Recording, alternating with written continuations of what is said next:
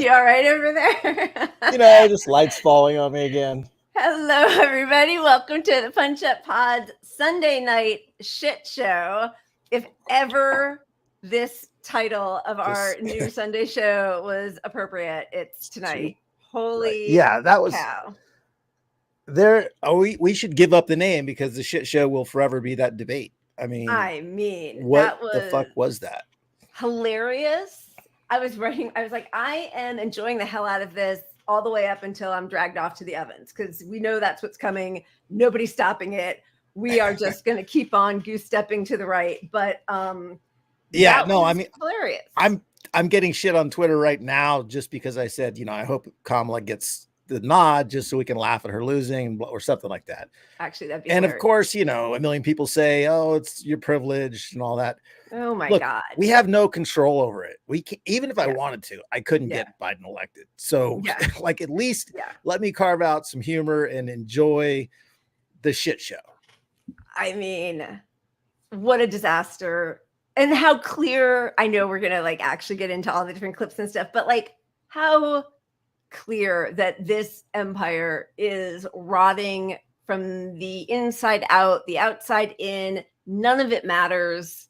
And the people for whom it does truly matter aren't going to be helped by these people anyway. And the people who are running it could not give one single fuck about what anybody needs or wants to survive.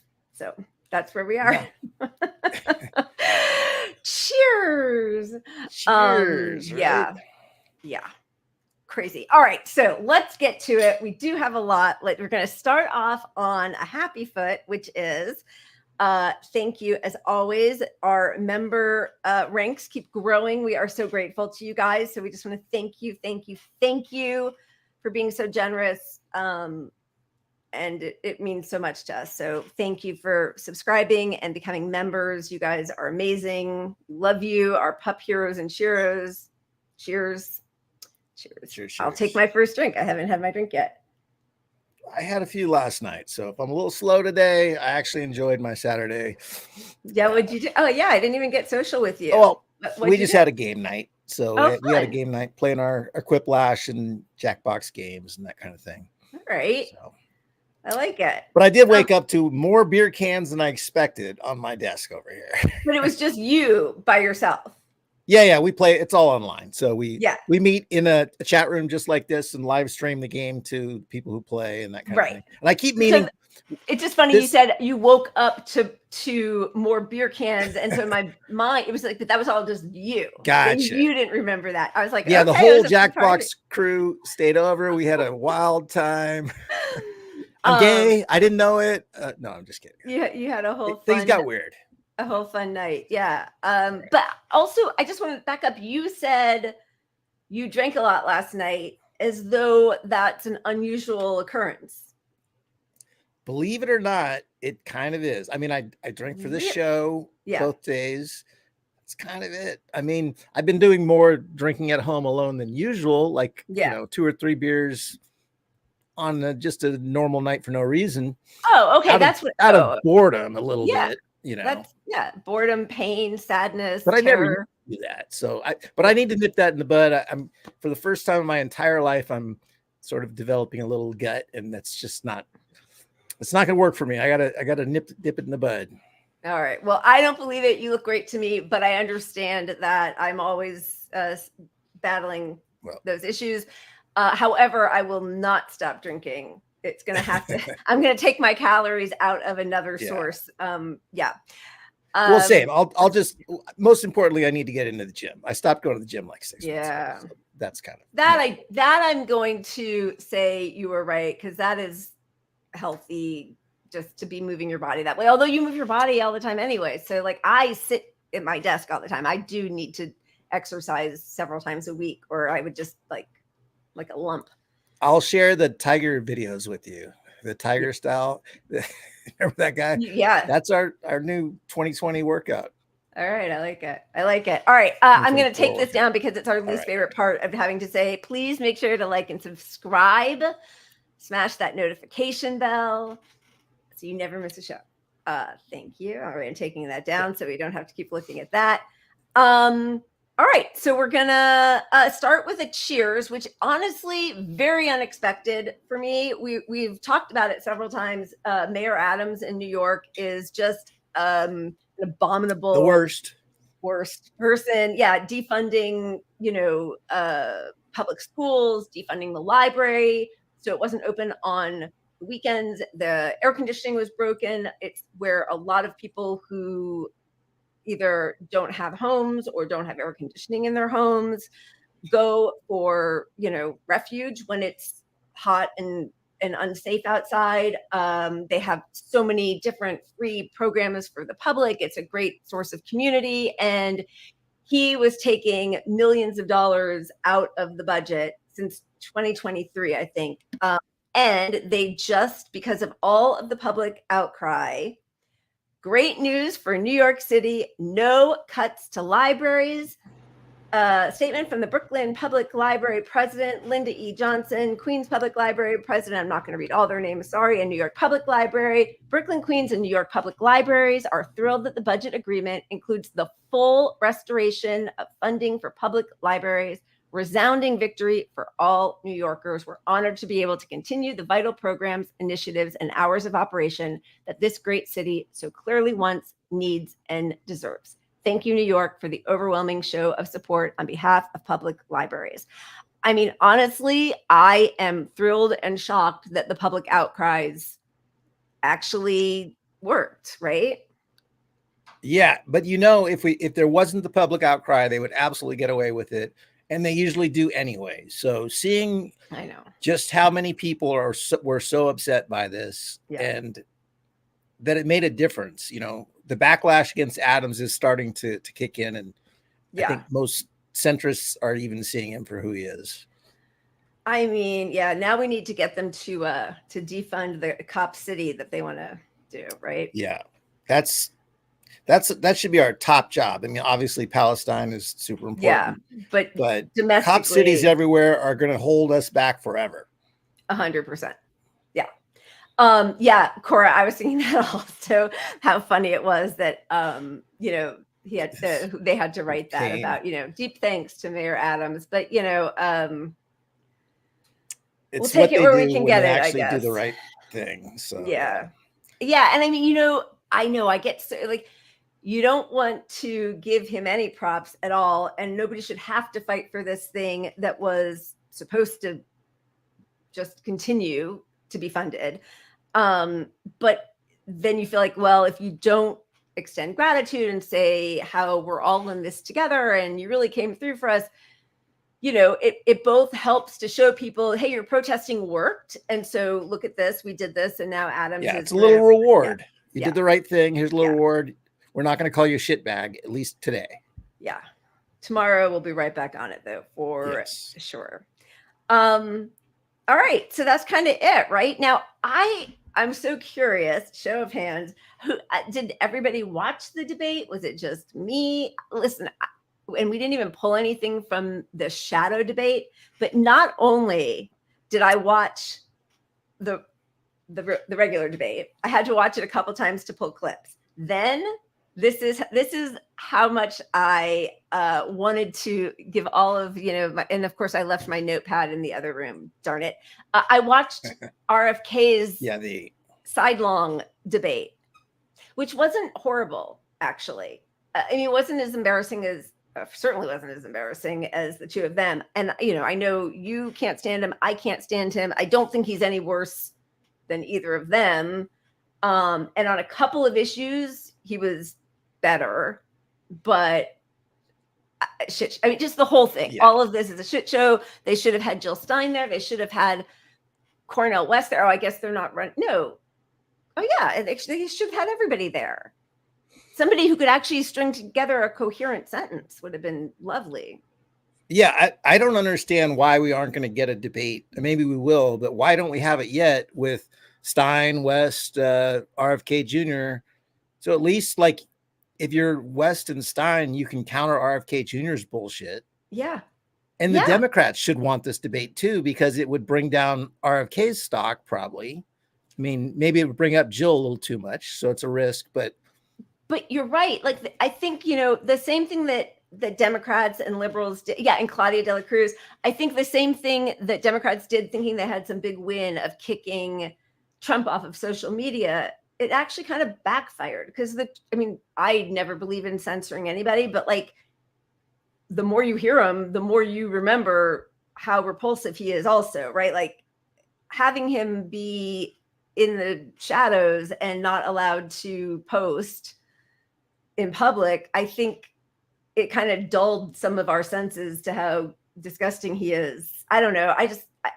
Yeah, it would have been way better to have RFK Jr. there and Jill Stein and like everybody, Cornel West and Claudia de la Cruz. And I don't even know the libertarian's name. What's his name? No idea. I've tuned him out entirely. I don't. Yeah.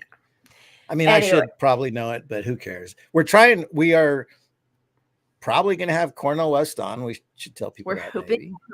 We're trying to. Well, they reach out to ask us, so we'll make it happen. And then hopefully we get De La Cruz, so we can say we had all the leftists on. And RFK Jr. is welcome to come on. I would love it. Yeah, to have a chat. We'll reach out to him also. Listen, everybody should get that punch up bump. So I'm kind of trying to read, and I see some people watch some of it. Sorry, but we are going to show some clips and stop and watch. Watch clips and stop. Just clips. Yeah.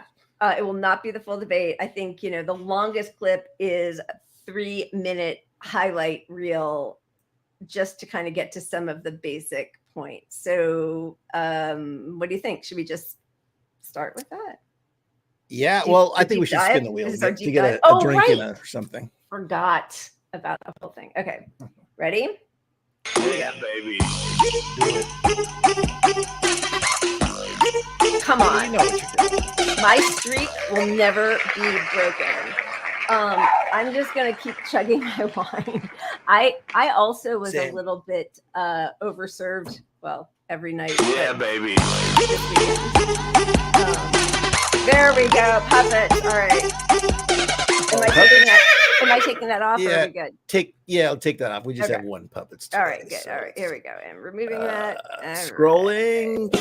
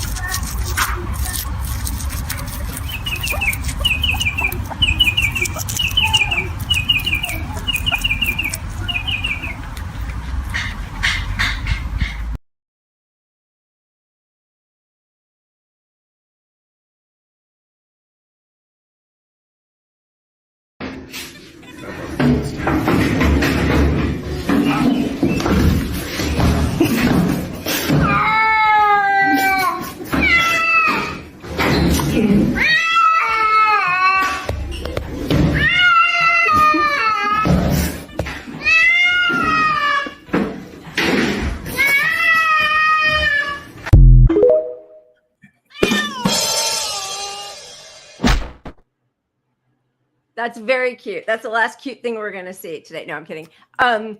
Chase Oliver. Thank you. The run. Chase Oliver. All right. Libertarian. Anyone know anything about him? I don't. He's libertarian, so whatever. And Oz, thank you so much. Thank you. Beauty and the Boomer. We really appreciate your support. Thank you. Cheers. Absolutely. Cheers. Okay.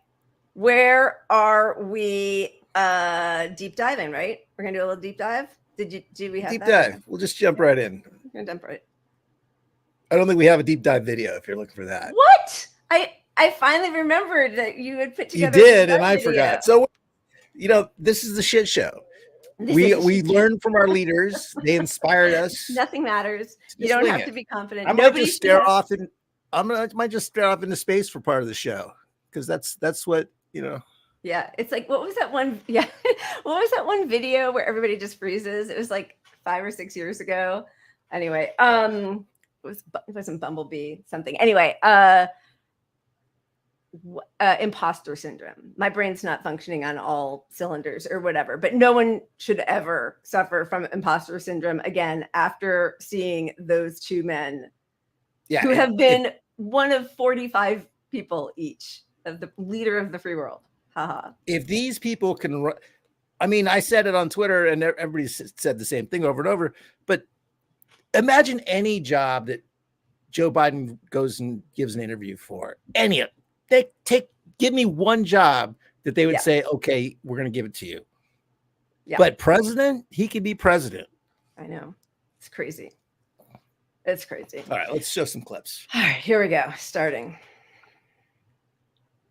Legal limits on how late a woman should be able to terminate a pregnancy? I support Roe v. Wade. That means he can take the life of the baby in the 9th month and even after birth. That is simply not true. We are not for late-term abortion, period, with the COVID, with dealing with everything we have to do with, look. We had the safest border in history. Now we have the worst border in history. There's never been anything like it. There's no data to support what he said. Once again, he's exaggerating, he's lying. And I'm going to continue to move until we get the total ban on the total initiative relative to what we're going to do with more Border Patrol and more asylum officers. President Trump? I really don't know what he said at the end of that sentence. I don't think he knows what he said either. If a Republican did that, they'd go to jail. Thank you, President Trump. The only person at this stage is a convicted felon is the man I'm looking at right now. But he could be a convicted felon as soon as he gets out of office. He caused the inflation, and it's killing black families and Hispanic families. There was no inflation when I became president. You know why? The economy was flat on its back. 15% unemployment. He decimated the economy. The only one who wants the war to continue is Hamas. We are the biggest producer of support for Israel of anyone in the world. He said the only one who wants to keep going is Hamas. Actually, Israel is the one, and you should let him go and let him finish the job. The only existential threat to humanity is climate change, and he didn't do a damn thing about it. He wants to undo all that I've done. The Paris Accord was going to cost us $1 trillion. It was a ripoff of the United States. He never fired people. I've never seen him fire anybody. I did fire a lot. I fired Comey because he was no good. I fired a lot of the top people at the FBI, drained the swamp. They were no good. This guy hasn't fired anybody. He's the worst president in the history of our country. He's destroyed our country. Presidential historians, they've had meetings and they voted who's the worst president in American history. One through best to worst. They said he was the worst in all of American history. He will drive us into World War III, and we're closer to World War III than anybody can imagine. President Xi of China, Kim Jong-un of North Korea, all of these, Putin, they don't respect him, and he's going to drive us into World War III. You want to have a war, just let Putin go ahead and take Kyiv, make sure they move on, see what happens in Poland, Hungary, and other places along that border. Then you have a war. The only reason I'm here is he's so bad as a president that I'm going to make America great again. We're the envy of the world. Name me a single major country president who wouldn't trade places with the United States of America.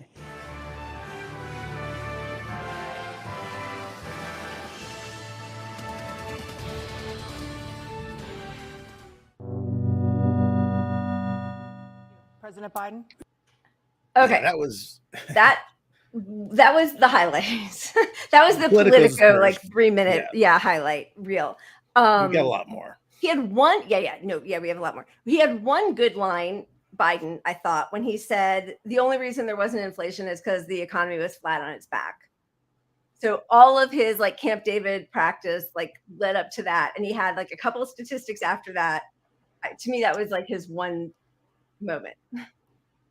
Yeah, but look, tone is usually what people decide these debates on. How do they seem? Strong, weak, right? Who got the zingers?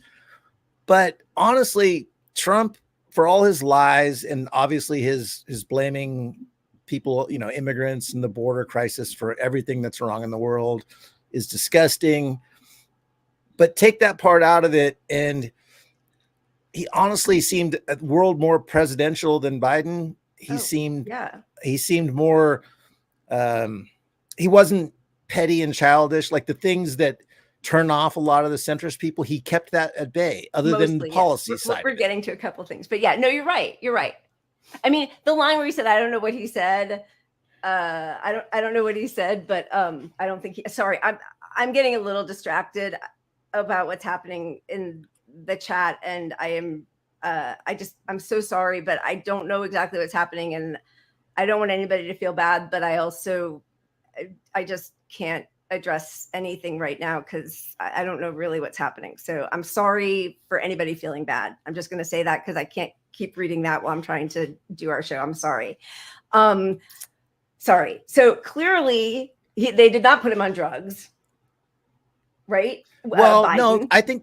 I think they did put him on drugs. Really? I think they wore off. I mean, you can't really control dementia to a T with the drugs. And we It's know from this new basically. Axios reporting that they try to do everything between 10 and 4, and this was shooting at 9 p.m. I mean, that would be too late for me, honestly. I would not want to go out. I mean, I'm not president of the United States, but like that's late true. to start. Because I mean, actual sundowning is, I didn't really know much about it until this. I mean, I knew a little bit about it, but sundowning is an actual thing where people with dementia symptoms get them later in the evening at the day. I always thought it just meant end of your life sundowning. I did too. I didn't realize that until. But it's actually like during the day you wake up lucid and it sort of starts expiring after 4 o'clock for a lot of people. Yeah, and so that's that was a funny choice to do it at 9 p.m. I mean, I guess you have to on some level because the West Coast has to be part of things, but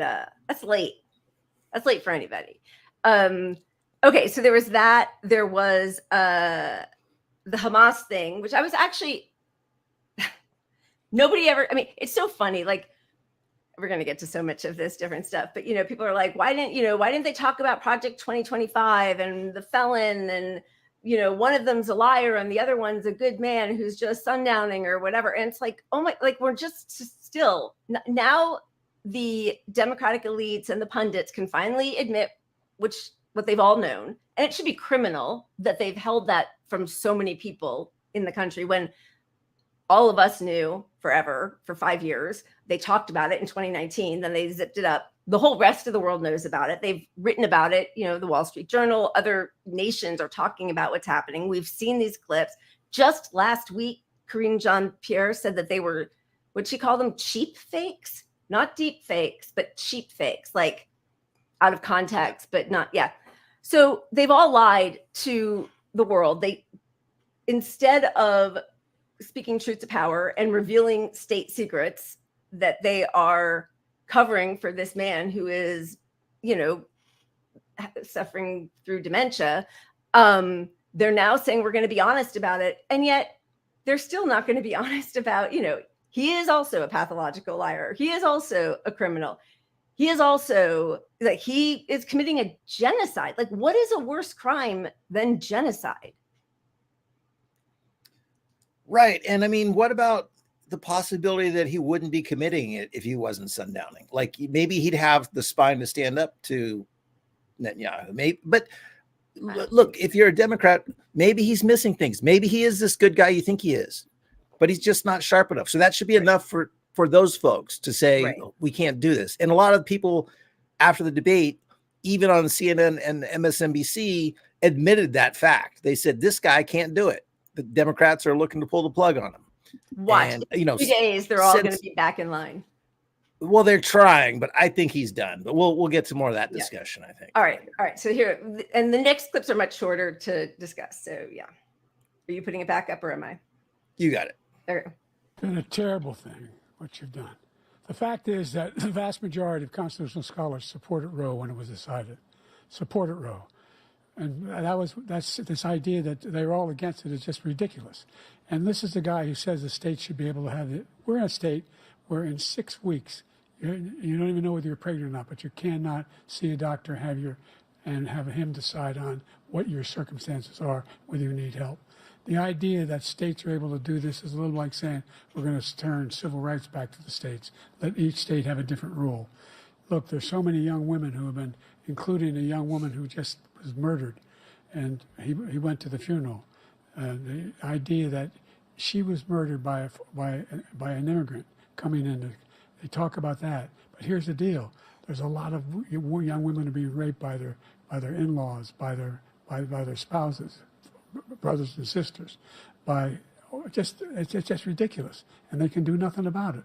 And they try to arrest them when they cross state lines. Thank you. Things we need to do.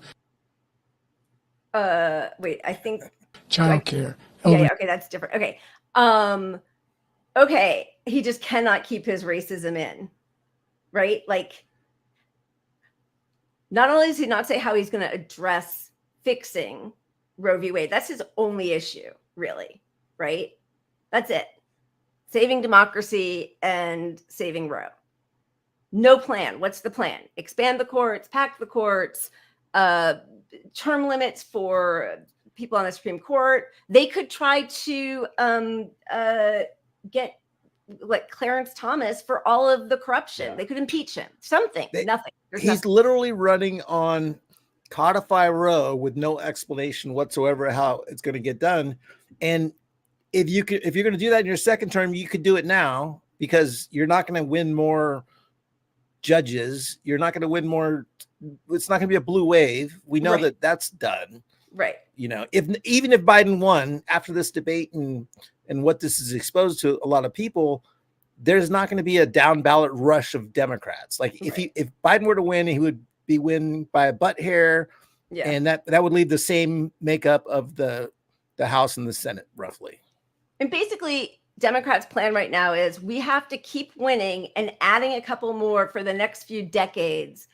And then we'll be able to do something about everything Republicans have done. I mean, there is no plan. So he doesn't have any concrete agenda to discuss what he says is this horrible policy, which he probably supported almost all of his life until, just before he won, and continues to. But then he starts going right to the fascist border policies.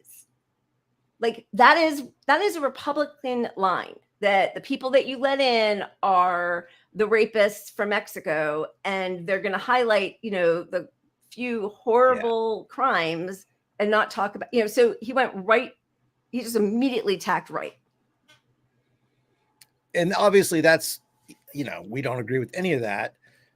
And there are distinctions that he wanted to point out against how he's not as racist with his policy as Trump, but he's so poorly equipped mentally to make the case against anything Trump says. And that's where he's losing the donors and a lot of these people that are giving the Democratic Party money, which is ultimately why I think they're going to pull the plug, because they're burning that money. The money donors give to a Democrat and a Republican, it's a bribe, right? It's a bribe for, if you win, we won something. More or less, whether it's policy, turning the other cheek on stuff. And so for them to keep giving him money, they know they're burning it at this point, right? So they're not going to do it. And once they stop giving him and the Democratic Party money, this whole ecosystem dries up of people who rely on all that money. Right. And so that's when you get an insurrection and a coup, and those insiders say, this is hurting my budget. Yeah. And, even if they put in place somebody that can't win, it's a whole influx of new money, excitement. We need to drum up excitement. And no, you're right. I mean, listen, they might do that. I think there's going to be a turning of the tides this week from the shock that we saw from all these pundits who, of course, aren't shocked, but they probably just thought that he would have better drugs to hand. They thought he would make it through it better.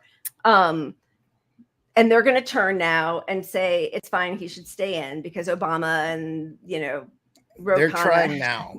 Yeah, but I think you're right. I think that the outcry, it's going to hurt their pocketbooks too much. Yeah. I'm telling you, it's literally at that point. I mean, the problem is that the people who are truly in control, they are fine with Trump. Like, they're fine with him. So, maybe. Well, we'll see what happens. But all these consultants, there won't be money for the consultants because there isn't money coming in. It's going to dry the fuck up. And once that money dries up, they're gonna have their own, like, that's why you get all these leaked stories right now, because it's already happening. Yeah. They already see, if we got him out and we got Pete Buttigieg in or Newsom in, look, whether they win or lose, they don't even care. But that's going to bring an influx of money to like pay a fresh, them, literally pay them. Their job won't be there. I am realizing now that for the better part of the last almost 2 years, you kept saying that Trump was not going to be the Republican nominee. And I said he was, and we never came up with what the consequence was for losing the bet. So you're getting off scot-free. And I was Trump's going to jail. No, I never said that. I don't believe that. But, like game theory. This is how Hillary could still win. Yeah, I did think there was a good chance that he wouldn't be on the ticket, but we rode that out. It's there. I feel like I should get something from you for being right. You could spin the wheel or something. I don't know. Right. Let's try to get through a little bit more of this because it's so painful. Yeah. Okay, here we go. Making sure that we continue to strengthen our healthcare system, making sure that we're able to make every single solitary person eligible for what I've been able to do with the with the COVID. Excuse me, with dealing with everything we have to do with. Look, if we finally beat Medicare. Thank you, President Biden. President Trump. Okay, can we stop? Right, he did beat Medicare. Yeah, this is almost. He beat it to death, and he's destroying Medicare because all of these people are coming in. They're putting them on Medicare. They're putting them on inflation. That was the end of that bit. Okay. Yeah. That was to me, the moment where the worst moment mentally for him, where he came back, took a little nap, came back with say we beat Medicare. He meant to say probably we beat COVID, which we didn't beat. Right. Yeah. We didn't beat COVID, and we don't have Medicare. Right. Yeah. But great job, gents. Yeah. No matter how you try to unpack what he said, that's what he said. Right. And the whole world saw him say that answer. I don't know how you come back from that. And then you have multiple instances of that. And we'll show the ads that Trump's running in a minute. Oh my God. And it's the reason Biden's done. I'm sorry. Yeah. He's done. Yeah. And again, listen, I forget what I'm about to say mid-sentence all the time or make a mistake, but then you do a self-correction and you're like, oh my God, I'm sorry. My brain's whatever. And he was doing much more of that in the debates in 2019 and 2020, where he would be like, oh, my time's up. I can't, but you don't, I'm worse at that than you are, but I won't start a point about COVID and then talk about the Celtics. Yeah. And then how people are going around the border, through the border and raping girls and their brothers and dads. Right. I mean, it's it's a lot of. I'm old enough to remember 30 years of Democrats blaming Republicans for letting Reagan be in office with dementia. That was the biggest mockery in the world. Everybody knew he had dementia, and Democrats. So Democrats have taken away every criticism of Republicans, pretty much. Yeah. Which, again, it's not because they're weak or cowards. That is not why. They're not weak. They're not cowards. They know exactly how to fight for what they want. Just want to bring a little good cheer to us. Nays, thank you. That is so incredibly generous. Thank you. Cheers. Gen X knew the importance of a job. Well, Nays I just want to say Nays is a really good dude. He runs a marijuana-ish business, but he the young kids call it weed. Yeah, I don't know. I was looking for a cool way to say it. I don't know, but he sent me, before he even knew me, some of his products, like the balm for cool. THC infused stuff. Yeah. And he's just a good guy. So that's cheers, awesome. Nate. Cheers, Nate. Thank you. All right, moving on. Here's the black jobs. And he's right. It's been very bad. He caused the inflation, and it's killing black families and Hispanic families and just about everybody. It's killing people. They can't buy groceries anymore. They can't. You look at the cost of food, where it's doubled and tripled and quadrupled. They can't live. They're not living anymore. He caused this inflation. I gave him a country with essentially no inflation. It was perfect. It was so good. All he had to do is leave it alone. Sorry, but do you think they cut away from him on purpose? I feel like they were trying to save Biden because he's just like that, and they just cut away and just did it a single on Trump. Probably. The total initiative relative to what we can do with more border patrol and more asylum officers. President Trump. I really don't know what he said at the end of that sentence. I don't think he knows what he said either. If a Republican did that, they'd go to jail. Thank you, President Trump. The only person at this stage is a convicted felon is the man I'm. Wait, I think, did that go backwards by accident? Pat? Did we go backwards? Yeah, we did. Sorry, you guys. Yeah, we'll just keep playing it. I'm looking at right now. But he could be a convicted felon as soon as he gets. Oh, did we? Yeah. Sure they, I don't know. All why. right, we'll skip ahead to wherever we are. See a doctor, and have him decide on what your One second. of young women are being raped by their. Yeah, we don't want to go back to that. Look, StreamYard. we finally beat Medicare. Thank you, President Biden. President Trump? Well, he's right. He did beat Medicare. He beat Okay, wait a second. Sorry, you guys. This messed up. I'm fast forwarding. Okay, here's the black jobs. everybody. Okay. It's killing people. They can't buy groceries anymore. They can't. You look at the cost of food where it's doubled and tripled and quadrupled. They can't live. They're not living anymore. He caused this inflation. I gave him a country with essentially no inflation. It was perfect. It was so good. All he had to do is leave it alone. He destroyed it with his Green New scam and all this money that's being thrown out the window. He caused inflation.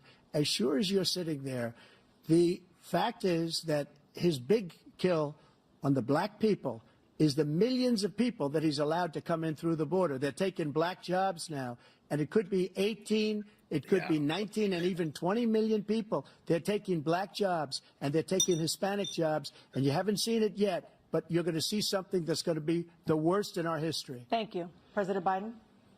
There was no inflation when I became president. You know why? The economy was flat on its back. 15% unemployment. He decimated the economy, absolutely decimated the economy. That's why there was no inflation at the time. There were no jobs. We provided thousands of millions of jobs for individuals who are in all communities, including minority communities. We made sure that they have health insurance. We have covered, the ACA has increased. I made sure that they're $8,000 per person in a family to get written off for health care. But this guy wants to eliminate that. They tried 50 times. He wants to get rid of the ACA again. I got my handy. Oh my God. Okay, so, well, I do think his answer, and we were talking about it on inflation, was good. Like, yeah, the rebuttal on that respect. But like, how do you not address him calling for black jobs and Mexican jobs? Like, you need to address that racism head on, right? But there. He encourages it. He wants a strict border policy for the very same reason that Republicans do. They're taking black jobs. I mean, that's what Biden also thinks. Yeah. How about leaning over and saying, what is a black job? They're raping our women. Crime among immigrants is lower than it is among citizens. Yeah, what the fuck are you talking about? When you have two racists up there together. Oh my God. This is what happens. StreamYard. All right. StreamYard. I am heading out. Show something fun. All right. Let's see. Jeez Louise. Oh, you want fun? Not too much. I'm coming back. All right, hurry up. Timeline cleanse. Here we go.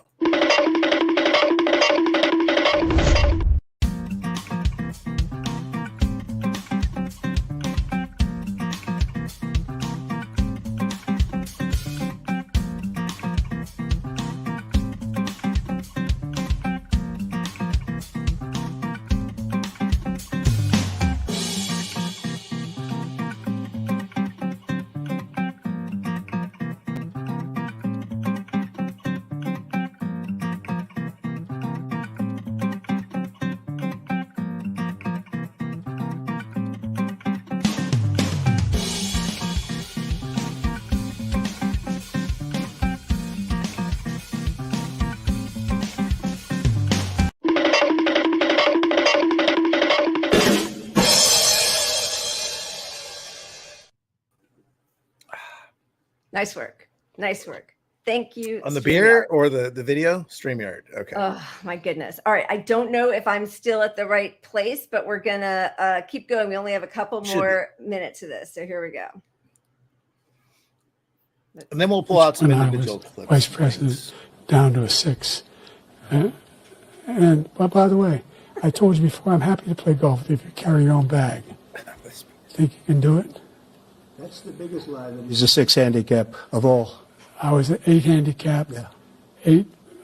Never. But I had, you know, how many? I've seen you swing. I know you swing. Okay, let's not act like children. President Trump, we're going to 21 turn. Let's not act like children. They hit the ball a long way, and I do it. He doesn't do it. He can't hit a ball 50 yards. He challenged me to a golf match. He can't hit a ball 50 yards. I think I'm in very good shape. I feel that I'm as in good a shape as I was 25, 30 years ago. Actually, I'm probably a little bit lighter, but I'm in as good a shape as I was years ago. I feel very good. I feel the same.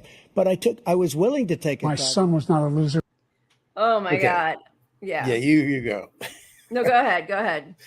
Okay, I used to golf, but like, look, for Biden in his state, with everything we know about him, you know, everybody has seen him shuffle around, barely walking. Stage on himself by himself. And he's challenging Trump to carry his own golf clubs.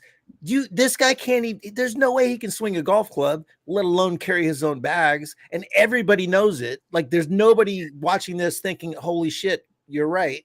Yeah. I mean, if you remember back in 2019, do push-ups, Biden, right? Well, they were threatening to fight behind the bleachers, right? And back then you're like, it'd be a mess. Nobody wants to see it, but like, you could possibly have a fight at least.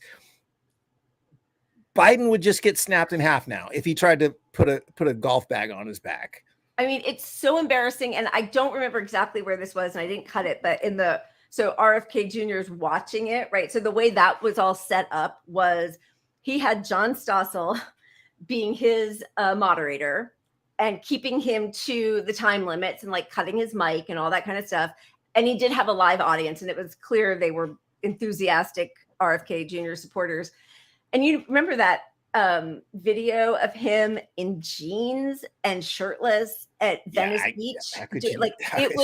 And so when he saw that, he was like chomping at the bit. He was like, put me at, like, I could fight both these. Like, he just, right. It's all just, it is mortifying. I mean, truly mortifying. My favorite part, though, is at the beginning where Trump, it's like, this whole thing worked so well for him, cutting the mics when it's not their turn. It was great. He got this. He legitimately just said, let's not act like children here. Can you imagine? Biden? Yeah. Oh my God. Yeah. Yeah. But when he's like holding his tongue when he says I'm a 6, whatever. I mean, just so embarrassing. All right. We're almost out. We're going to get to a little anger, and then we'll keep going. Sucker. You're the sucker. You're the loser. President Trump? First of all, that was a made-up quote, suckers and losers. They made it up. It was in a third-rate magazine that's failing, like many of these magazines. Number 2, the idea that you have a right to seek retribution against any American just because you're president is wrong. It's simply wrong. No president's ever spoken like that before. No president in our history has spoken like that before. Number 3, the crimes that you are still charged with, and think of all the civil penalties you have. How many billions of dollars do you owe in civil penalties for molesting a woman in public, for doing a whole range of things, of having sex with a porn star on the night while your wife was pregnant? I mean, what are you talking about? You have the morals of an alley cat. Give you a minute, sir. I didn't have sex with a porn star, number 1. Number 2, that was a case that was started and moved. They moved a high-ranking official, a DOJ. You did such a great job. You answered every question. You knew all the And let me ask the crowd, what did Trump do? Lie! Yes. Okay, now we're done with that. I am removing it and getting that out of our whole... And also, I agree. It was insulting to bring up the alley cats. You know, do you think that his thing with the I didn't have sex with the porn stars because he's like in his head, she's not really a star. Oh yeah, that could be like a second rate. She's like the sidekick. Yeah. Yeah.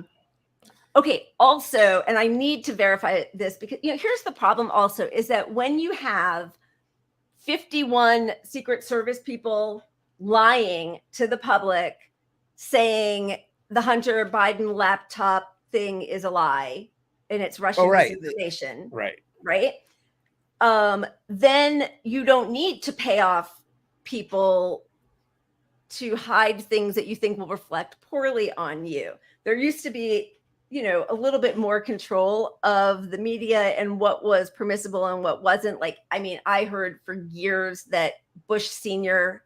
had a mistress. That sounds so like old school to say that had a mistress, but it just wasn't like the whole press knew that JFK had mistresses, right? But they didn't report on it. It was like a different time. Clearly, Biden has had, essays and pieces and books written about him and his, sexual assault, inappropriate, sex pest stuff. But here's the other thing. I was just reading last night, but here's the problem. No legacy media, corporate media will write about this. It was like the Daily Mail and the Washington Examiner. But Jill Biden's first husband, and this was in 2019, was saying that he realized that Jill and Biden were having an affair when a couple of different things came up. Like she didn't go with him to, I can't remember, meet the Celtics or somebody. And she said she had to take care of Biden's kids. And he was like, I didn't even know that they were that good friends. And then somebody approached him and said, oh, your wife hit my car. And she was in the car with the senator, right? So like there were things happening. And in this piece, that period where he was having an affair was before Biden's first wife was killed in that horrible car accident. And that's never come out in, I think it was in Kitty Kelly's book years ago. But like, so the idea of having this like outrage and like, moral superiority when he's lied his whole life about everything. He's right. Again, committing genocide. Like, so, okay, yes, all the financial corruption is gross, but I don't know. There are just so many levels of deceit and nastiness. It's just ugly. I mean, I don't blame him for going there because he should go there about this stuff. Politically, he should. I mean, he just should. You got to highlight the case that your opponent has sex with a porn star while your wife is pregnant. You bring it up. I'm just saying that's politics. But does the public care about that more than they care about Medicare for all, more than the genocide in Palestine, more than losing abortion rights, more than all that other stuff? Of course not. And can he make the case like he should on this stuff? No, because he himself is guilty of all these things. He started 2020 with all the hair sniffing, groping allegations, which have been around forever. It wasn't new, but it actually made the press for the first time because he wasn't going to be president, and they had permission basically because he wasn't going to be president. Right. They talked about, Cory Booker, Andrea Mitchell, Joaquin Castro on the debate stage.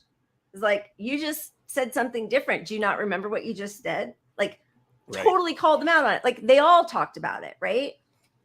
And before I forget, you started a sentence with the idea that, and you probably did that because Biden said that 10,000 times during the debate.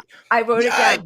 That, and then he would just find something to talk about. But like, he got like, it's like when I try to edit my kids' writing and they get sort of like tied into a sentence structure, and you're like, you can just start over. It doesn't all have to fit into one sentence, but each one was like the idea that, Yeah. And I don't know how anyone watching that debate didn't catch it. He said that 40, 50 fucking times. Yeah. Like, it's just, his brain is not there. He can't, he's stuck on repeat.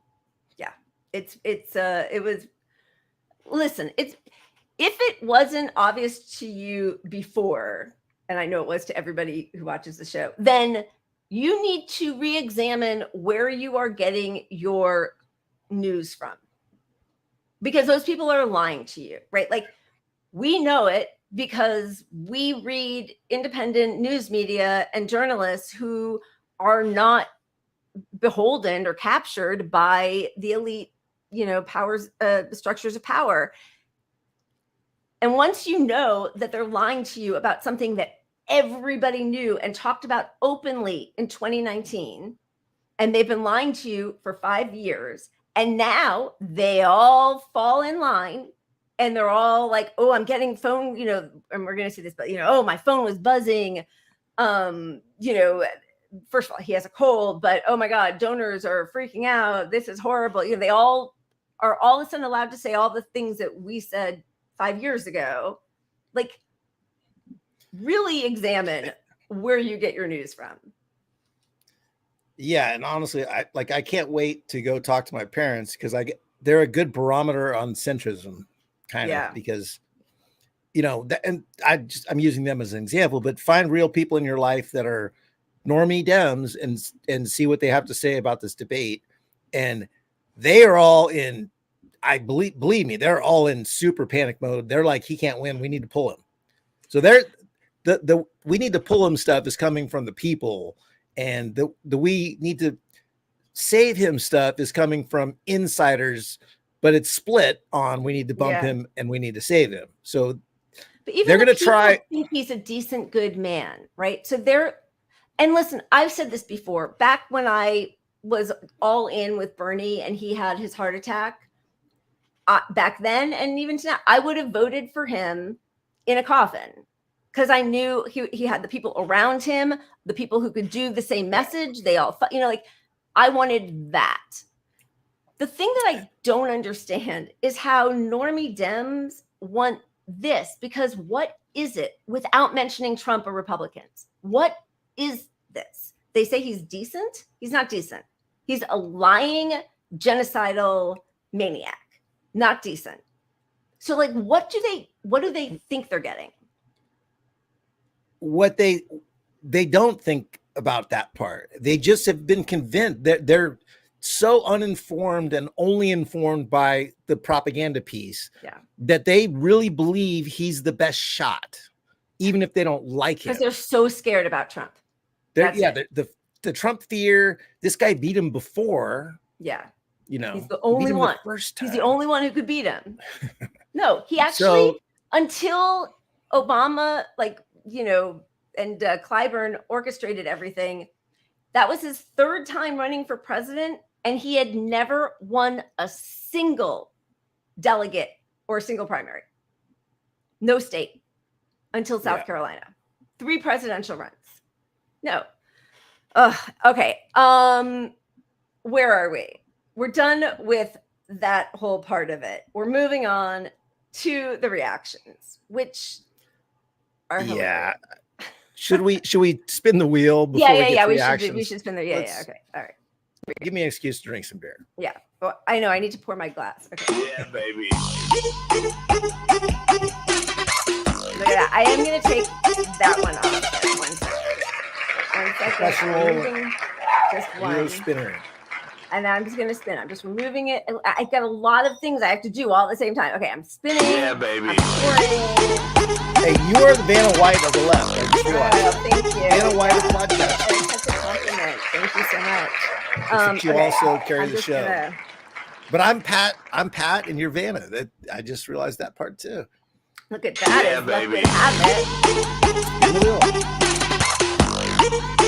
There we go. All right. Let me close this. This gentleman's birthday was this week. Yeah, it was, I think, 2 days ago. Kwame Ture accepted.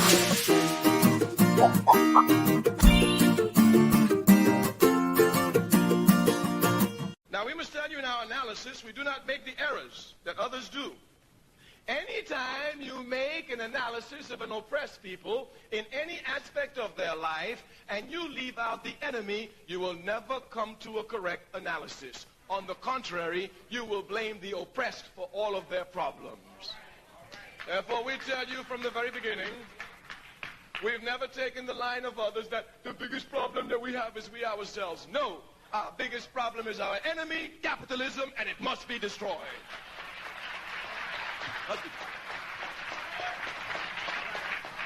We say any analysis you make of an oppressed people must include the oppressor, otherwise you will come up with an incorrect analysis blaming the oppressed for their position of oppression. Even if one were able to talk about the drugs in our community, if you just talk about drugs and not talk about the enemy, you make no analysis at all. Or you may sound serious saying about, well, you know, the trouble with our kids is that all they're doing is fighting for drugs and shooting each other for drugs, and I wish they would stop. If you haven't brought in the question of who brings the drugs in, why the drugs are brought in, for what purpose they're brought in, you will never understand the problem at all. Thus we make it clear to each and every one, when we speak of the conditions of the African masses, we begin from the very beginning with the enemy of the African masses, all unjust system that seeks to exploit us, capitalism, and especially the racist capitalist system in the United States of America.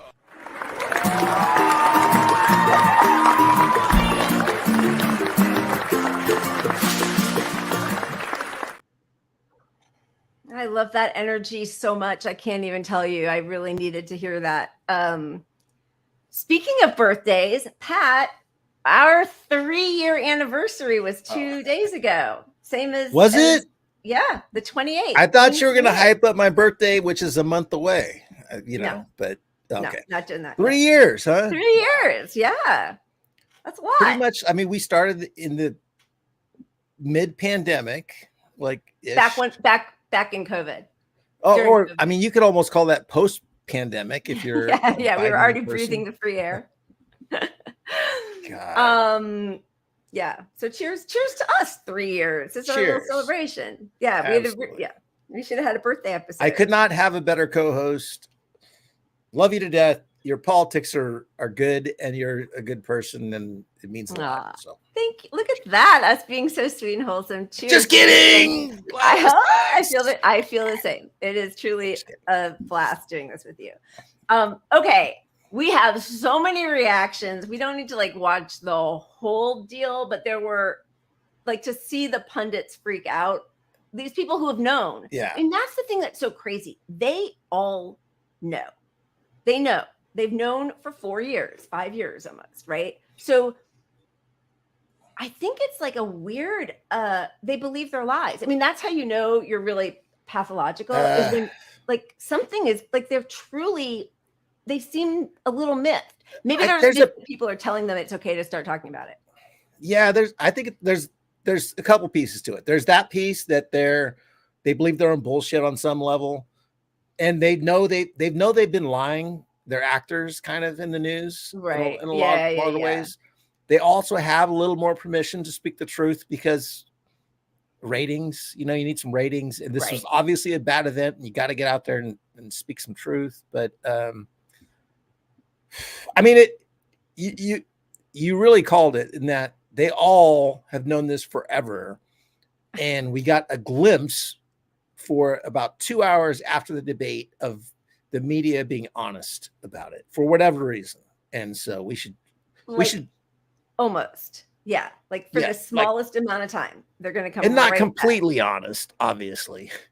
Thank you guys. Sorry, we're going to show a little bit, but thank you all for all of your super sweet messages. And another Kimmy, thank you. We appreciate you. Cheers. You guys, thank you. Seriously. Just, we are so grateful, and showing up twice a week now is that's pretty awesome. Love the cat. And Strike I think she's sleeping in the box still. There's a big Amazon box she likes to sleep in, and I can't throw it out. Can I give you my biggest confession? Well, let's hear it. But I still have my Christmas wreath on the door because every day Strike goes and stands in my backpack next to the door and cries for me to lift her up so she can chew on the wreath. Oh, and I just can't put her away because she loves doing it. So, That's very sweet. You're a good daddy. That's very cute, Pat. You're a softie. I like sharing humanizing stories that I'm not the terrible person I think I am. Oh, stop it. You are not nowhere. All right. Let's just where were we? A little bit of MSNBC responding to the shit show. That is the first presidential debate of the 2024 election cycle at a very unusual time with very unusual format. And I think with probably strange results. I mean, we'll see the response from both sides. But if you're the Biden campaign, I think you wish that this night will be remembered in reverse, as the president became sort of stronger, including literally his voice, the strength of his voice over the course of the night, probably peaking towards the very, very end of the debate. For the Trump campaign, I think it's fair to say it was the inverse. President Trump, just in terms of his coherence and finishing a sentence and seeming to be in control of his own emotions, started off as strong as he was. The strongest point for him was at the very beginning of the debate. And then over the course of the night, he became less coherent and more visibly flustered. I don't think either of these campaigns, either of these candidates is going to feel like this was a shining moment for them. But I think that first initial impression, Nicole, of President Biden walking out and his voice being very hard to hear. It's hard to tell what he was saying because his voice was so weak, and his halting delivery in his first couple of answers has got to have put a shock into the campaign, at least at the start, before he started to get stronger. Who is shocked? Who is shocked? And also, this is the best night of Trump's life. Like, he looked relatively sane. I mean, he's a moron. Everything he says is a lie, tinted or full on racist. Like, he's just awful. But that's baked in. We know that. Like, we know who he is, and nothing went wrong for him. And actually, because they yanked his mic, this was probably the best debate he's ever had. Hands down, the best debate. He wiped the floor with Biden. Any analysis that ignores that is ridiculous. Yeah. You can't convince people they didn't see what they just saw. And that's where, look, MSNBC was trying to put a spin on it with a little bit of he was sick. He looked bad, but he got stronger at the end. And I didn't watch their coverage afterwards. I was watching CNN, but CNN was a lot better. Harsher. Yeah, really? A lot harsher. All right, let's see that clip. You want to see it? Yeah. Here we go. Here's CNN. Right now, as we speak, there is a deep, a wide, and a very aggressive panic in the Democratic Party. It started minutes into the debate, and it continues right now. It involves party strategists, it involves elected officials, it involves fundraisers. And they're having conversations about the president's performance, which they think was dismal, which they think will hurt other people down the party in the ticket, and they're having conversations about what they should do about it. Some of those conversations include, should we go to the White House and ask the president to step aside? Other of the conversations are about, should prominent Democrats go public with that call? Because they feel this debate was so terrible. They do say, in moments in the debate later, the president got better and got his footing, but then at the end, even his closing statement was a little halting. The contrast between the two candidates. Let me be clear. None of them, and a lot of Republicans, don't think Donald Trump had a great night. Donald Trump broke the fact-check machine more than I can count tonight. That will be on the record as we go forward. He refused to answer some very specific and direct questions about his conduct, about January 6th and what all. So that will be dealt with out there. And sometimes there's a parallel universe between the political elites and the American people. It'd be nice to see what the voters say.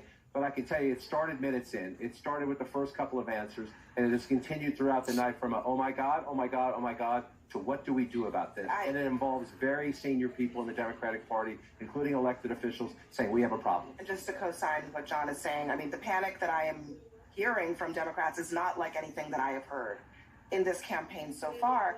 And a lot of it has to do with, first of all, there was a deep frustration about Trump's lies. I mean, he lied a lot tonight.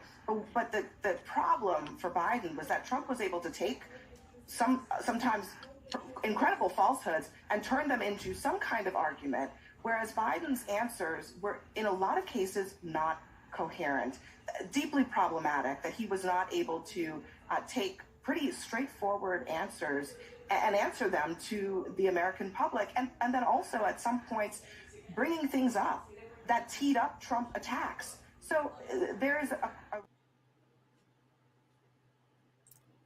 I am truly, again, wondering why people were shocked. So then, the next level is they wanted to have this debate early, right? I think so that they could pull him if they needed to.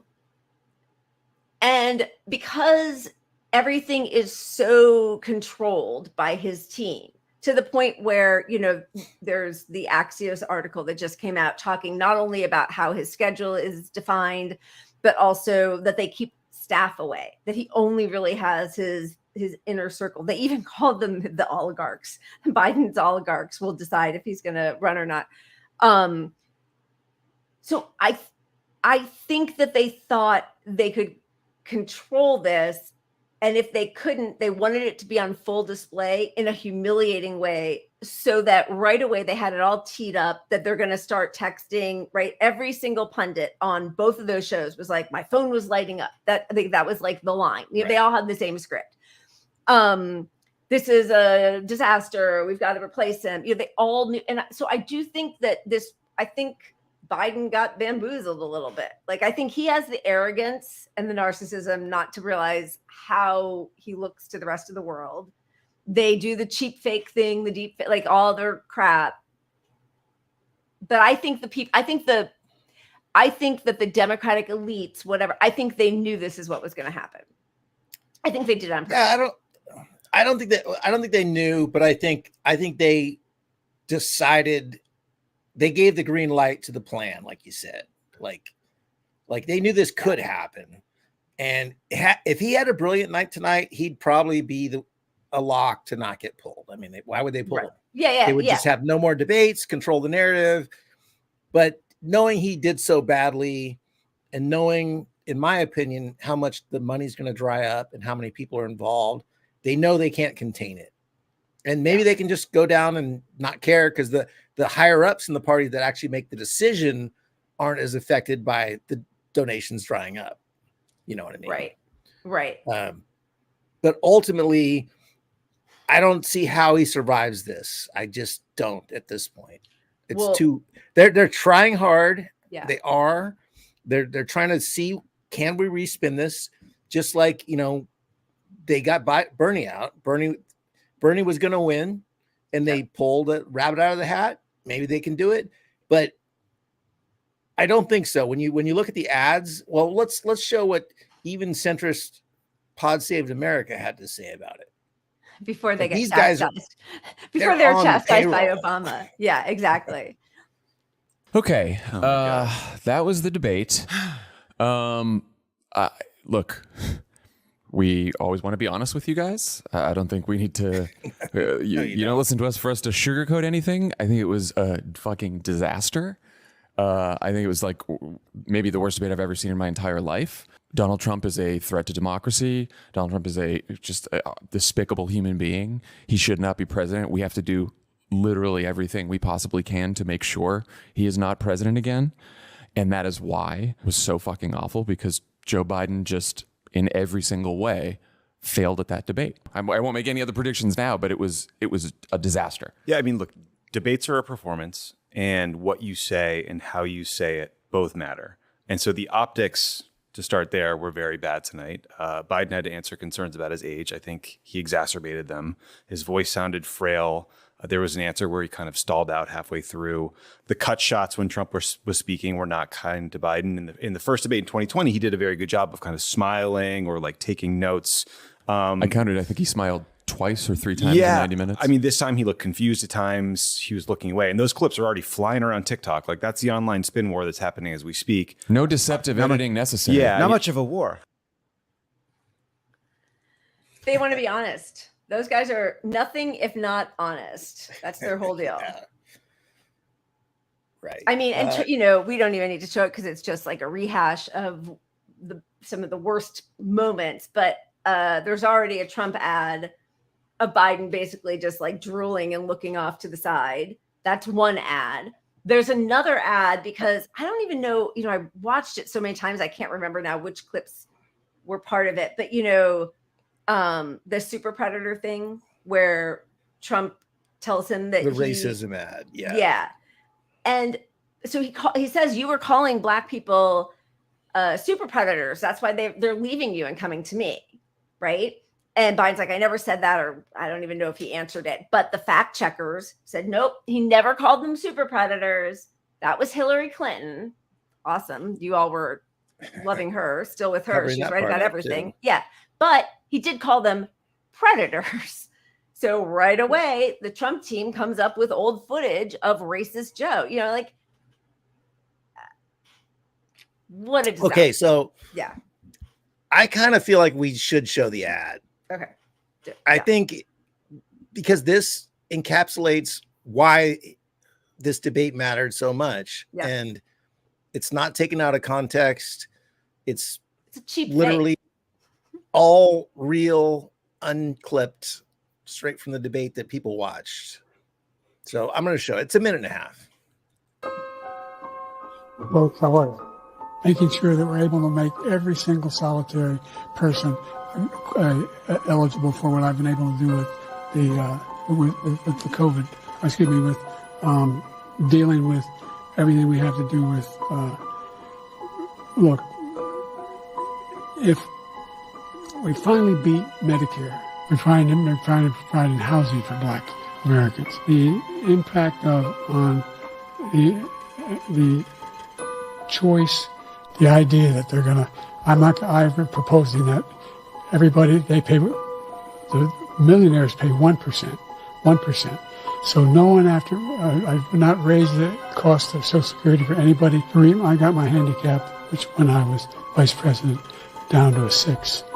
And wants to get rid of the ability of Medicare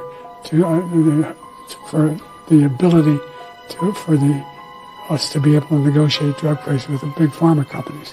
What I'm going to do is fix the tax system. For example, we have 1,000 trillionaires in America. Billionaires in America. No one was hurt. No one Israeli was accidentally killed, and it stopped. And I'm going to continue to move until we get the total ban on the total initiative relative to what we're going to do with more border patrol and more asylum officers.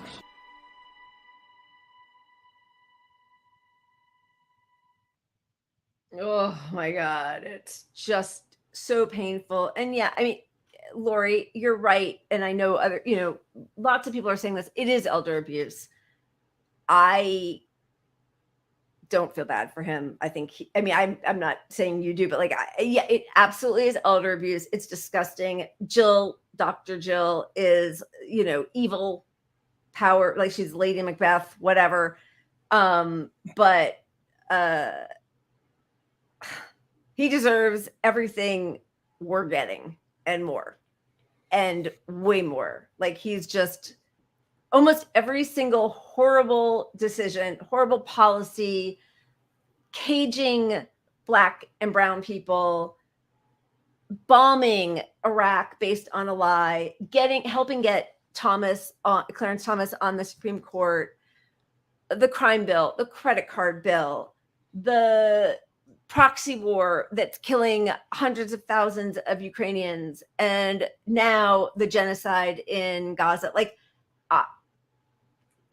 And none of that was challenged in this debate, which is why it's such a shit show, because all of that is co-signed by Trump too. So both sides they're happy with this. The elites are happy with this.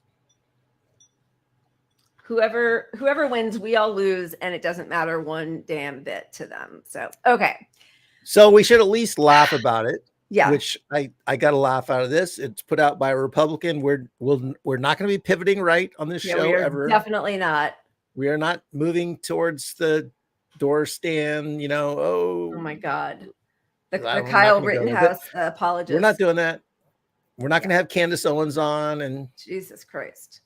Talk about how anyway, but this was funny. What's the song that is played where everybody is on the chair, everybody going to my mind's going blank now. What's happening? What, I can't remember. I'm gonna lose track. My mind's going blank now. What are you talking about? What the hell's going on here? Where the hell are we? My mind's going blank now. I can't remember. I don't know what the hell he's talking about. What am I doing here? My mind's going blank now. Where am I headed? I keep forgetting I'm president. Where am I? No idea. Last night on television, I was on a telephone rapidly rising with I don't know. COVID has taken more than 100 years. Look, here's lives reflected in the NHEI. America is a nation that can be defined in a single word. I was we're going to seize the ill-begotten gains of Putin's kleptocracy. NATO's purpose is to defend against aggression. Let me make that near and dear to you that you like to be able to My mind's going blank now. What's happening? What, I can't remember. I'm losing track. My mind's going blank now. What are you talking about? What the hell's going on here? Where the hell are you? My mind's going blank now. I can't remember. I don't know what the hell he's talking about. What am I doing here? My mind's going blank now. Where am I headed? I keep forgetting I'm president. Where am I? No idea. I don't think as the idea that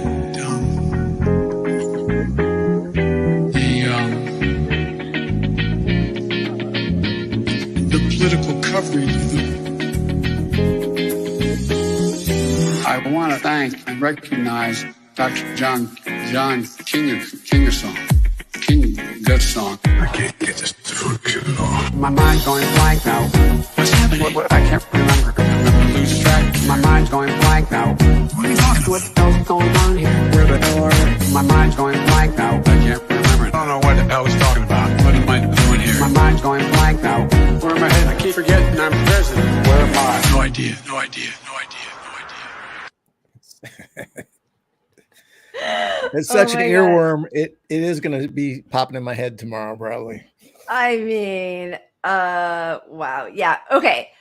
I just realized that there were some more wonderful. Thank you, Daniel, for the super sticker. Cheers and thank you so much. Thank you. You guys are awesome. Thank you. And I saw a really sweet comment and it floated by too fast and I can't scroll back up, but by Nays saying that we should have 30,000 viewers and we should move to Rumble. So cheers to that, and we'll see what we can manage. Amen. Okay. We have like so many different ways to go. We have a compilation of Morning Joe, Biden's favorite show, just like fuming about how people are saying that he, isn't mentally there, and that's ridiculous. He's sharp as a tack, juxtaposed with what he was actually saying, back in 2019. We also have clips from past debates that were just kind of fun and funny and sort of have, I think, remained in a lot of our memories. And we have some polling results. I don't know. Which way do you want to go, Pat? Where are we at this point? Yeah, I kind of think we should show the Morning Joe because, I mean, a lot of people, like, it's Biden's favorite show. He's like a former Republican who's like a rational, right-thinking, moral guy. And it's just so obvious that he's just putting a spin on this. I don't know. I kind of want to counter that. So okay, so this is the difference between what he was saying in 2019 versus now. Okay, here we go. Start your tape right now, because I'm about to tell you the truth. President Biden should not run again. I think he's better than he's ever been. Intellectually, analytically. My God, is he going to complete his sentence? This version of Biden, intellectually, analytically, is the best Biden ever. Not a close second. There were times he said he was going to give us 3 points. He gave us 1.5. If it weren't the truth, I wouldn't say it. Let me just say, Democrats off the air will say Joe Biden's too old. And F you if you can't handle the truth. Mika and I, everybody we talk to, every political discussion, when it comes to Joe Biden, people say, man, he's too old to run, isn't he? When I say every discussion, I don't mean 99% of the discussion. Every discussion. We got it. I asked Reverend Al if he was hearing it all the time on our show this past week. He's hearing it as well. So, in fact, I think he's better than he's ever been. Pennsylvania, I have a message for you. Send me to Congress. My name's Joe Biden. I'm a Democratic candidate for the United States Senate. We have to come together. That's why I'm running. I'm running as a proud Democrat for the Senate. And F you if you can't handle the truth. In the U.S. Capitol, the same building where our freedoms came under assault on July the 6th.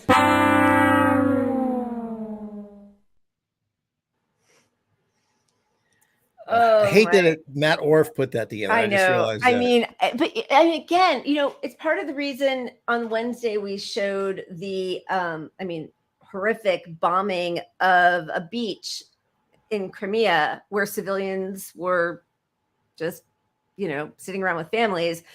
And no, I could not find coverage of that on any legacy media. That's a big deal, right? Like that Ukraine is using American weapons to bomb civilians in Russia or, Russia occupied Crimea. Nobody was talking about it. The only ones I could find were ones that so the same thing happens, right? Like, yeah, it's really hard because nobody on the liberal side of it wants to show the truth. Yeah. Yeah. And Orff, in case people don't know, he used to be a diehard Bernie guy. He followed Jimmy Dore down the money train towards the right, pretty much. So he's now on the right. It's the Galloway thing, right? It's the anti-COVID, anti-climate, anti-woke. Yeah. That's their deal. Because what it is the audience that is anti-war, most mad, is also usually pretty racist. There's a mix of that in there. Right. And so it can be very America first. Like we don't want money going to anybody. Yeah. But that's the bigger audience than the people that actually care about things. Right. And they have more money. Right. So they just lean in towards that audience. They hit a tipping point where like 50% of that audience is that way and they don't like the woke shit. So then they go anti-woke and lean in completely because then they'll bring in double the viewership, triple the next week. And that's what happened with Dore when he went from Tucker Carlson to, I don't know, Tucker Carlson was the peak, but he's making a pile of money now that he's gone on the right. Yeah, sad. All right, good moment. Devin, thank you. Gifting a Punch Up Pod membership. You guys are amazing. Cheers. Thank you. Wonderful to have you back. Okay, we are moving on. Should we just do like a quick poll result or do you and then but since I brought up Bernie and Orff, there's a little Bernie in this little clip and we'll show this stuff. Okay. A little brief fun. I don't have health insurance because you guys didn't vote for Bernie Sanders for president. Are you kidding? We could have had a Jew president. How major. It would have been amazing. A Jew president. He would have been like, we can't go to war with Iran because it's too expensive. We have to ban assault rifles because they're too loud. And we need Medicare for all because my stomach hurts. I almost wore my Bernie shirt as a joke today. I ordered so many tank tops that were Bernie inspired back in 2019. And because I, am always home, that's all I wear. Although my one today, it actually is not Bernie specific. It just says, fight for those without your privilege. Oh, who was that? Yeah, I like her. Who is that? Do you know? Did you write down her name? I didn't. I have to put it up real quick. Maybe it's in the beginning. I don't have health insurance because nope. No. All right, we'll get her name. We'll get her name. Sorry. I don't StreamYard's so weird. Like we can only pause it if we upload it in a certain way. And so for most of our videos, we just let them play. Okay. Moving on, let's do a quick recap of the freak out. This actually cracked me up. I mean, this is Times cover panic.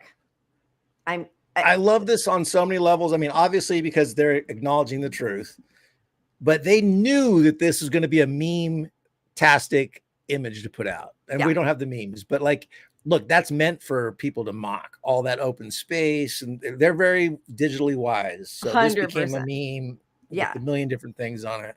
And then all of the different, it was just one after another.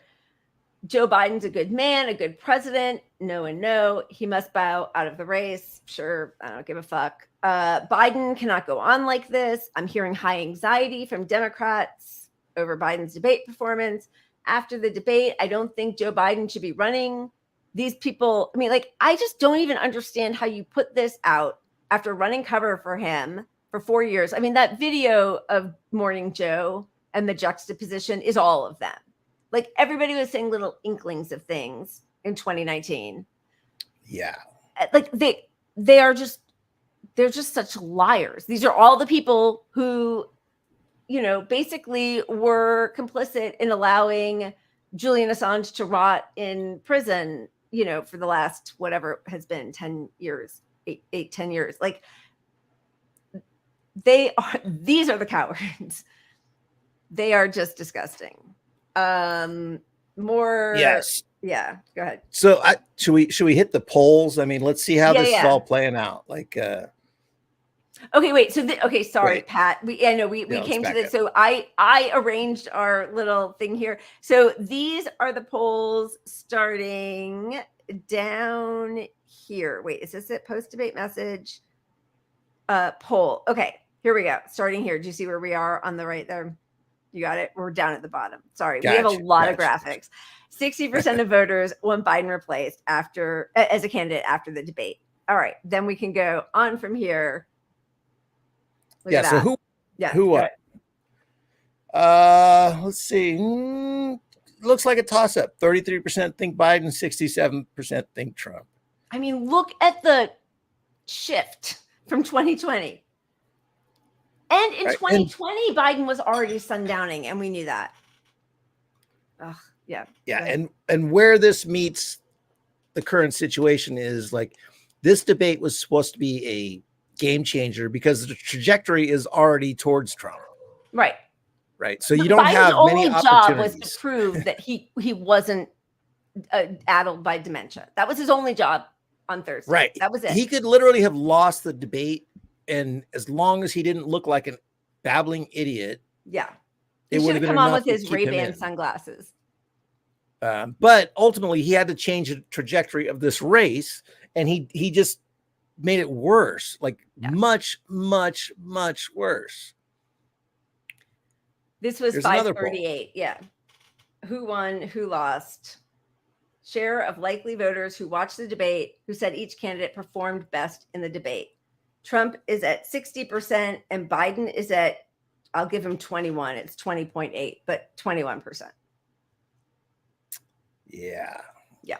This is how they thought he would do, how they thought each one would do. So they thought Trump would be average. Again, like, he's disgusting. And they keep saying, like, oh, he's old too. That's not the point. Like, you can be old. Like, Nancy Pelosi is old, but she goes on there, and even though she messes things up, she still feels cogent. She's there. She, you know, she doesn't like drift off and drool on herself. And, like, you know, I mean, Bernie Sanders, look at Noam Chomsky is in his 90s, and until last year was answering every email that ever came into him. It has nothing to do with age necessarily, although obviously, you know, you're more likely to develop dementia as you get older, but, like, it's not about, like, they keep trying to say that, like, that makes it all even. Well, Trump is old too. But okay. I mean, Trump's a rapist too. Yeah. He's racist too. He's a pig too. He's a pathological liar too. I mean, you're not helping your cause, but okay. I mean, nobody thinks that Trump is, I mean, do people really think Trump has dementia? Like, he's the same guy he's always been. Like, there's no signs of dementia whatsoever with the guy. Okay. It's a dick. 100%. And yet, think about all of the people who were doing, like, armchair psychiatry, or not psychiatry, or psychological assessments, right? And saying we've got to do the 25th Amendment on Trump. Nobody has said that about Biden. And Biden is clearly, like, Trump won a Democratic election.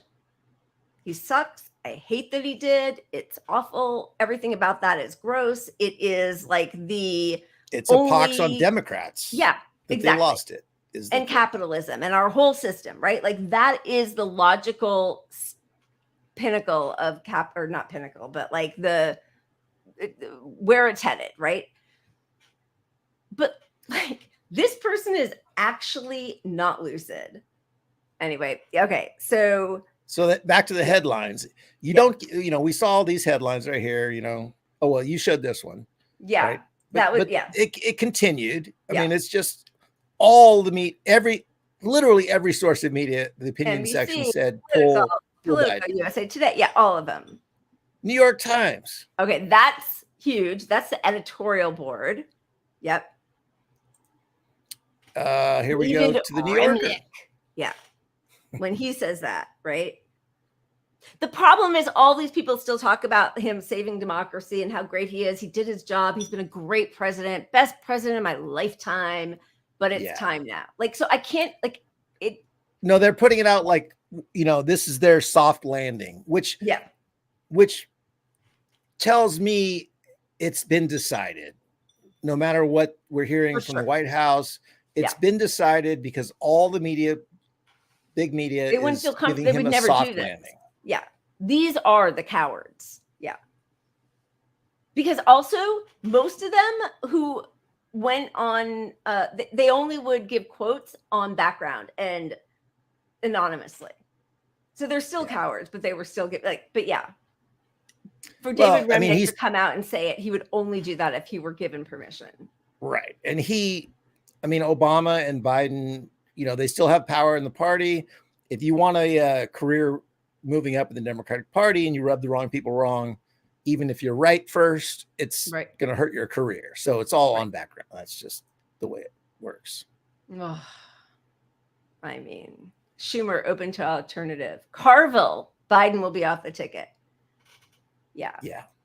When Carville says it, it's going to happen. Although he's a bullshit artist too. Yeah, he's about everything. Is he a Pete Buttigieg guy? I know Axelrod is, but is Carville? I don't know. I kind of doubt it. Yeah. He's so behind the scenes, he's anti-woke, so he probably doesn't like a gay guy. I'm just going to be honest. That's how Carville is a redneck. Right. Yeah. Through racist piece of shit too. But we didn't show this, but this okay. Before the debate, because everybody was talking about how they were going to drug him up, this is the arrogance that Biden's team had to poke fun at everybody saying he was going to be hopped up on drugs. I don't know what they got in these performance enhancers, but I'm feeling pretty jacked up. Try it yourself, folks. See you in a bit. Right? And it says, get real, Jack. It's just water. It's his camp with his, laser eyes. But I wish I could get my hands on a can of that. They know him. I bet you could buy some if you go to the Biden. Biden donate to Biden. 3333695. Remember, you can't do that. Yeah, the website that doesn't exist. Yeah. Okay. So, however, after all of that and the panic and some people saying the worst things ever, another Democratic donor was more blunt about the state of play and the party's choices. I don't think Biden's going anywhere. This is the old horse we've got, and we need to ride him till he's ready for the glue factory. The headline should be, Biden is ready for the glue factory. Sorry. Yeah. That's the one. And by the way, again, we saw this happening. The world saw Biden deteriorating. Democrats ignored the warnings. We knew that when he was at the G7, he would bow out of dinners. He would have to, but sorry, this is all too long. And, but heads of state and their staff were screaming to the world. We saw him. That was the whole cheap fake thing, which, when with the parachute or walking off the stage or turning the wrong way with Macron, they all know. They all have known, which is why this whole chaos and panic is manufactured. And it's we brought up Reagan earlier. So everybody knew with Reagan. And then once he's out, and especially after he died, all the books came forward about how everybody always knew he had dementia. And the difference is it's 2024. This stuff gets out immediately, gets spread immediately on social media. And the more you lie about the reality that everybody's seeing, you can't do what you used to do, which is why I think he's out. Yeah. It's too many people saw it, know it. It's going to spread so quick. It's just downhill from here. Yeah. credibility is on the line for everybody who's propping this guy up, because, you know, they might not have a job in journalism in a year if you're too wrong on this. I mean, that's they never get fired for you know what I mean? Like, it's, you don't want to be on the wrong side of history that obviously to the public. Yeah. Are you about to show a clip? No, are you? Oh, no, I didn't know. I'm trying to keep up with all of the chat, which is so funny, and I love everything everybody's saying, but I've missed it. Okay, let's show some fun. Again, these are all short, but from previous debates, some moments. So speaking of Ronald Reagan, let's take a look. So everybody knew he also had dementia, and everybody knew it, and there were like little murmurs. The press was so different then. But here is his debate. It's his second debate against Walter Mondale. I want to raise an issue that I think has been lurking out there for 2 or 3 weeks and cast it specifically in national security terms. You already are the oldest president in history, and some of your staff say you were tired after your most recent encounter with Mr. Mondale. I recall yet that President Kennedy had to go for days on end with very little sleep during the Cuba Missile Crisis. Is there any doubt in your mind that you would be able to function in such circumstances? Not at all, Mr. Truitt, and I want you to know that also I will not make age an issue of this campaign. I am not going to exploit for political purposes my opponent's youth and inexperience.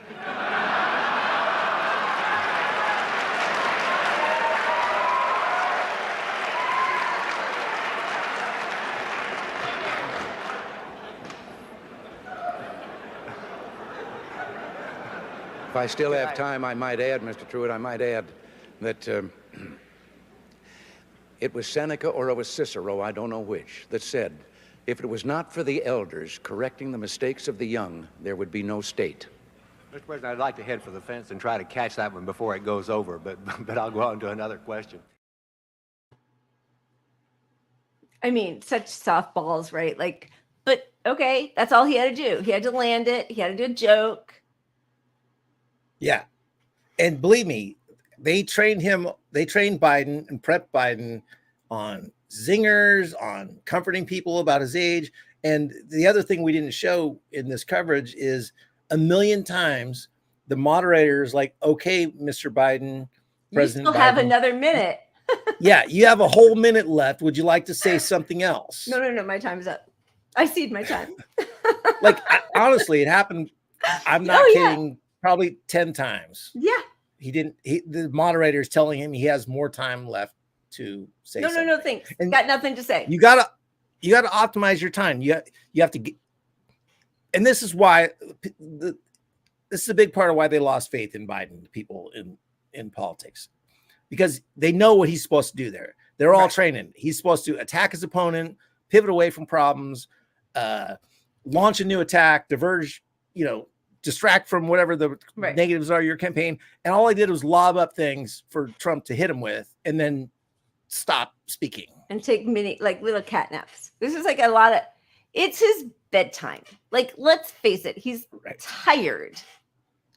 He's fucking tired. Okay. Somebody was asking about my shirt. It's Burning Barrel Brew.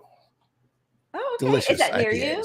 Yeah, that's cool. I don't think they're really local, but they're California for sure. All right.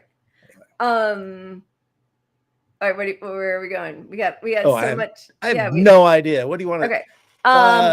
Do you want to see a couple more old let's things? see. Okay, so that was Reagan. We're gonna go from the earliest ones. I mean, there were two.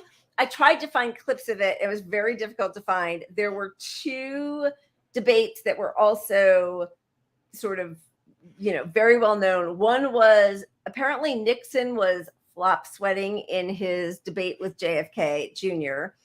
But, again, and people said if you just listened to him on the radio, his answers were better or he won. I mean, whatever that means, who knows?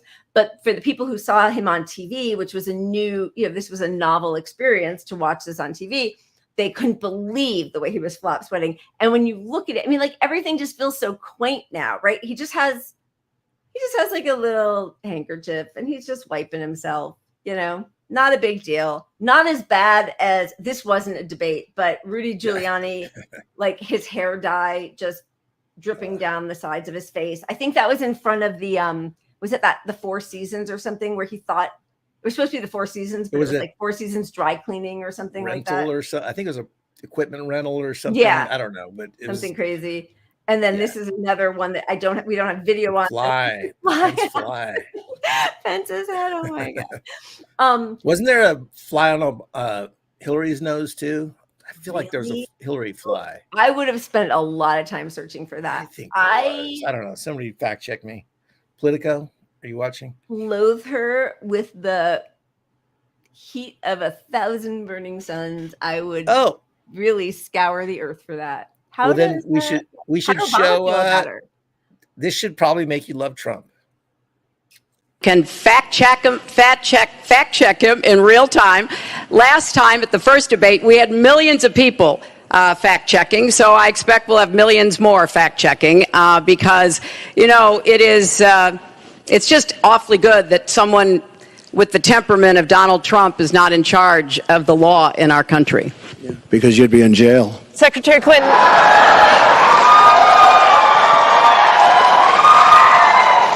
We want to remind the audience to please not talk out loud. Please do not applaud. You're just wasting time. And you're wasting time. Maybe. Why is that clip 10 times louder too? Like it's just. I know. Well, they're all like old. Yeah, I know. It's painful. Here was the other Hillary clip that we have, which back when I liked Obama. Yeah. What can you say to the voters of New Hampshire on this stage tonight who see your resume and like it, but are hesitating on the likability issue, where they seem to like Barack Obama more? Well, that hurts my feelings. I'm sorry, Senator. I'm sorry. But I'll try to go on. He's very likable. I agree with that. I don't think I'm that bad. You're likable enough. Thank Hillary, you so no much. doubt. I appreciate that. I mean, they hated each other actually, and that's one of the few times I liked her. I mean, just for that moment, like that was a good way to handle it. She's awful, but like that was good enough what she did there. Do you remember when Michelle Obama, when she was stumping for him in 2008 and said something about it's just so funny to me because this is the woman who was like, when they go low, we go high. But back in 2008, she was like, she wants to be in the White House. She can't even take care of her own house. Because we all knew about there's all the stuff with, him raping and cheating on her. Yeah, they hated each other. That was funny. Okay, what else do we have? Where do you want to go from here? I mean, debate clips. I don't know. Look, one of these two could be the loser of the Democratic Party primary. So maybe remember this. This was not that long ago. I was actually it was hurtful to hear you talk about the reputations of two United States senators who built their reputations and career on the segregation of race in this country. And it was not only that, but you also worked with them to oppose busing. And, there was a little girl in California who was part of the second class to integrate her public schools. And she was bused to school every day. And that little girl was me. Oh my God. I thought and that was a lie too. All a lie. But I thought we had the clip of her laughing and saying, it was a debate. After that, remember not John Oliver, Stephen Colbert. Yeah. It was like, so it felt like there was some animosity between you guys, and now you're his vice president running mate. She was like, I actually think we use that in one of our say what or whatever, your wraparounds, where she's like her cackling. It was a debate. And they had that shirt ready to go right away, right? That shirt, that little girl was me. Yeah, that little girl was me. Yeah. How she becomes vice president after all that was a mess. But well, and now they're really all the infighting now is that, she's getting cut out apparently. Yeah. What are they going to do? We'll see what happens. I don't know. I think, look, if you end up drafting Newsom, Newsom is the most likely person. Yeah. They can use, and I didn't even realize this, but apparently it's true. It's difficult to be from your president and vice president technically in the Constitution. Yeah. Shouldn't be from the same state. They can get around it. They can work around it. But it's a convenient excuse to pull her and then make her Secretary of State. But you have to get her buy-in or it'll never work. So they'll have to get her buy-in behind the scenes with bribes of some sort. So, the way that the 12D chess, 4D chess, whatever the hell, would have been to put her on the Supreme Court instead of Ketanji Brown, right? Like that would have been the thing. Like it's not the same as being president of the United States, but it's not like being a state senator or whatever the hell, right? Like that could have been something, but they blew it. And now what are they going to do? Yeah, exactly. Yeah, but you can't have her on the Supreme Court. Like I said, my mom was a judge and I know people that worked with Kamala and they all hate her and said that she's the laziest piece of shit. She's lazy, vindictive, doesn't put any effort into research and knowing her. Supreme Court would be the worst place for her. Clarence Thomas is notoriously the laziest person in the Supreme Court. And to have another black person come up and be second laziest person on the Supreme Court, it would be awful. It would be like the I don't know. Yeah. It would be bad for race relations to have her on the Supreme Court because that would be the narrative because that would be the truth that they're both the laziest people. Yeah. I don't know. That's bad. Yeah. All right. What do you think? Where are we? What do you want to do? What's the frequency, Kenneth? Debate stuff. You got a couple more Quill.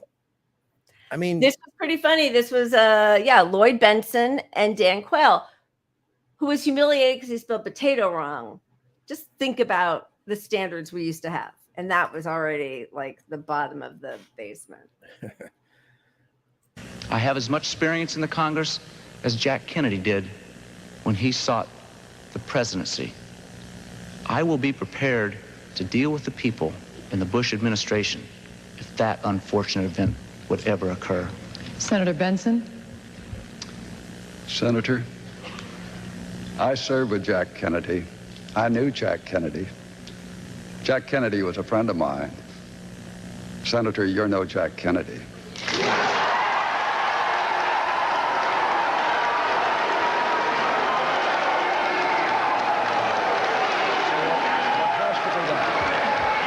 What has to be done in a situation like that? Please.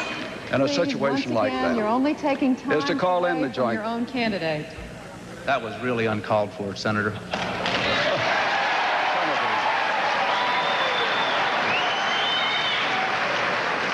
You're the one that was making the comparisons, Senator. And I'm one who knew him well. And frankly, I think you're so far apart in the objectives you choose for your country that I did not think the comparison was well taken. You just hurt my feelings. That was uncalled for. Where's the civility? I got this email. I don't know about you. This was an email that came in to me. Hey, Lila Charles, Biden Harris. Don't know how they have my email. If you're like me, you're getting lots of texts or calls from folks about the state of the race after Thursday. Maybe it was your panicked aunt, your MAGA uncle, or some self-important podcasters. It was us. It was either us or it was the Pod Save Bros. Wow. This was the second part of this email. These people are so arrogant. The bedwetting brigade is calling for Joe Biden to drop out. Best possible way for Donald Trump to win. Imagine after that performance where you didn't only shit the bed, you shit every surface and article of clothing, and you're going to call people self-important and bedwetters. And by the way, I still committing a genocide. I saw yesterday the top half of a 6-year-old that his parents found in a heap of rubble. what are we talking about? Fuck all the way off. Like, bedwetters, you should never show your face in public again unless you are being. Yeah. I just don't understand having that level of arrogance while you are one of the most evil people in the whole world. Bedwetters. Yeah, it's disgusting. Obviously, strategically, I think the Biden administration, the Biden campaign is going to try their super aggressive pivot, and they got a couple days to see if it sticks. It's not going to stick, and he's out. Yeah, I mean, right. I don't want to take away from your point about how disgusting it is, but no, I think you're right. But the problem is, who are they going to replace him with? Like, and then that, it will really, again, I mean, not that we need to have another like illustrative showing from Democrat voters, but like the genocide is not a red line for them. No, like, and that's really just... So who can step in? I don't know, whoever replaces him. Who's the anti-genocide person? Yeah. Yeah, but I do think it's good for Palestine for him to get replaced by whoever it is. And the reason is, no matter what they've said publicly till now, this person gets the job. They want to be president. Like, these are narcissists that want to win. And so if they see an opportunity to pivot somewhat on Biden's stance, it's going to be more towards Palestine because that's where the voters are. I'm not saying that's going to happen, but I think there's a possibility they'll soften the position, pledge some things, and maybe those things will make Biden, before he is out of office, shift policy somewhat. So I don't know. We should all be rooting for Biden to be forced the fuck down.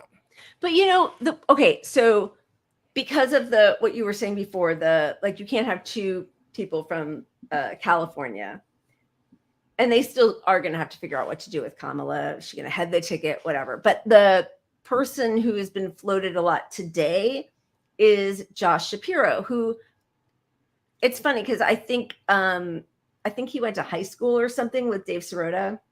And so there was a lot, he's the governor of Pennsylvania. And he was kind of billed as a sort of progressive, I don't know, but progressive. But people were saying, like, he's, he condemns Hamas, got to get rid of the terrorists. He's a Zionist, a liberal Zionist, right? So, like, maybe that'll be enough, but, like, then that pacifies a whole group of Democrats who, if it were Trump, I think would be way more outspoken, possibly. I don't know. I mean, I don't disagree, but the pushing of Shapiro tells me like that's the Kamala wing fighting back, because you can get Shapiro in. She remains VP. Maybe she still has a position as president down the road, because you don't go from VP to nothing to president again. Although you could go to Secretary of State and become president again. I mean, there are lots of paths this could take, but the fact that they're floating him kind of out of nowhere tells me that's a Kamala thing. Like, oh, interesting. Yeah. I don't know. All right. Could be. All right. Yeah, we should take, I know we're seeing a couple, the run says we should bet on whether he'll be replaced. And then I think the second tier of that should be by whom. Yeah, well, let's do that. Yeah, we got to do like a game situation here. All right. We have to game. So it's getting really late. Let's just, are we going to show any other things? I don't think we need to. I think we did. Old debates are old debates. I don't know. Yeah, we know it. It doesn't relate to the shit show we have now that much, because we showed Dan Quayle. Dan Quayle was when politics got really stupid. You had this guy that he was legitimately not very smart, couldn't spell potato right. Not that that matters. It was not one thing. He was terrible.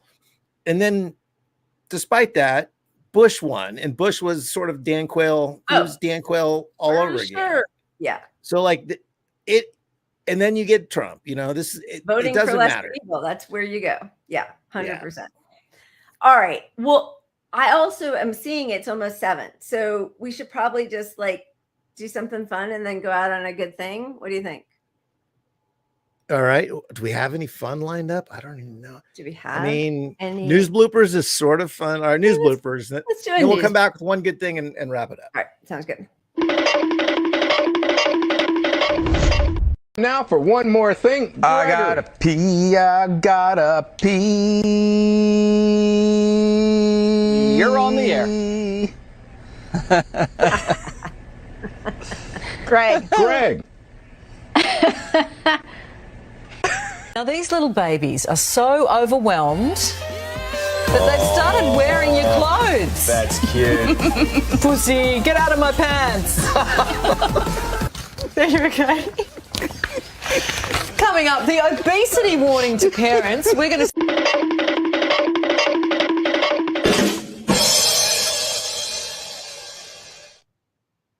I love those kinds of bloopers. Just so everybody knows, Biden's oligarchy came together and decided his family wants him to stay in. Just in case you were worried. Yeah. But that was telling you, right before. Soft landing. He can't actually be out until the convention, but they may. I mean, they got what they want, right? And we'll see that. Yeah, they stopped no Bernie, primary, they stopped progressives.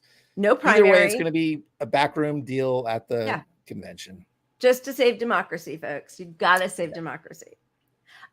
Hey, so our hope is, and I think it's happening, but we're not 100% sure, but that Tina Desiree Berg is going to be with us on Wednesday. She has been at all of the protests against the temple in West Los Angeles, where they were selling stolen land in Palestine in the West Bank to Jews only in the best Anglo neighborhoods. She was she's a fierce frontline reporter who's been punched by Nazis. So and cops, same. You name it. And the same. She's a friend of the show and a real life friend as well. So. Yeah, exactly. So we're hoping she comes on and share some of her footage. And she's also done follow-ups at the there was a Jewish Voices for Peace press conference afterwards and some other protests that all sort of surrounded that. So we're hoping she comes on at least for a little bit on Wednesday. Thanks for joining us. Truly a shit show. Truly a shit show. I got to refill my wine. Should we set up the outro at all? Yeah, let's set it up. Because I don't think it says much about it, but New York had a, what was it? It was like a dyke parade, solidarity dyke parade for LGBTQT month. And, you know, we were very excited. On Wednesday, they said it was going to be masks required. There became like a mask section, but, you know, okay. And then they also combined because some protesters for Palestine sort of were shutting them down, and the heads of the parade refused to call the cops on them. They had communication, showed solidarity, and they all kind of came together because no one is free until everyone is free. And this is the solidarity we need. Step 3 is throw some masks on too, and they would be perfect. But still, it was great to see this part of it. So cheers. We will see you guys Wednesday. See you Wednesday. Cheers, guys. Keep punching up.